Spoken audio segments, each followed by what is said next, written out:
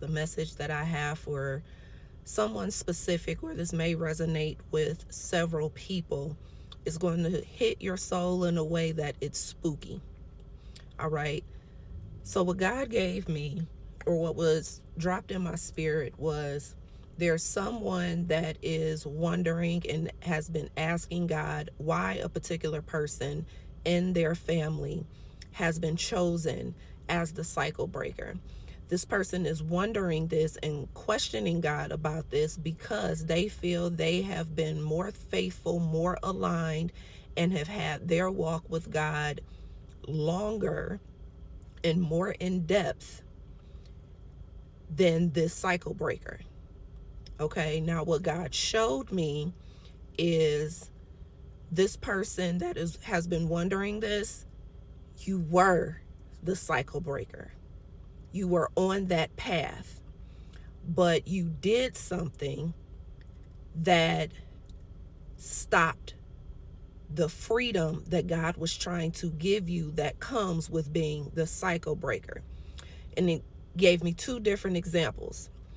So the first example, he reverted me back to a dream that I had years ago of me passing over this bridge. I was in the car in the passenger seat, riding over this bridge with a passed on loved one. Or actually, no, I was following this passed on loved one. We were in separate cars going over a bridge, yet we could communicate to each other, not like by phone, but almost telepathically. And we were crossing over this bridge, but then I told them I have to go back and get someone. And they were trying to tell me, no, that's not the right way. Don't turn around, just keep following me. And there was something within me that felt like, no, I have to go back and get this person. So I stopped, I turned my car around, I went back and got this person.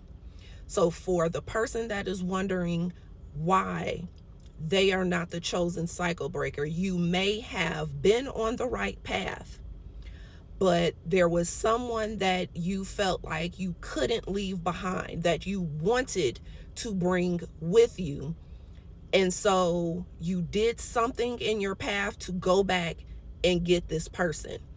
When really, if you would have continued moving forward, the other person would eventually have caught up to you. Or something along the lines would have happened where down the line you were meant to go back and get them, or they were never meant to come with you in the first place. Okay? So you kind of shot yourself in the foot, so to speak, by going back for this other person. The other example that God gave me is, and this is the part that's going to be probably even more specific for a particular group of people. The other example God showed me was the person that is wondering why this family member is the cycle breaker and not them, is because you discovered or finally came out and became comfortable with the fact that you were part of the LGBTQIA plus community. And that was living in your truth. You had a good relationship with your partner, and you were living free as a cycle breaker should. But then at some point, someone put ideas in your head or some type of negativity, or you second guessing yourself, or the foundation of your spiritual or religious foundation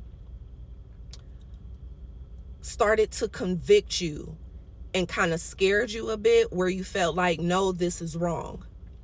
Let me go back to what I was originally taught. I can't be a part of this lifestyle and community anymore.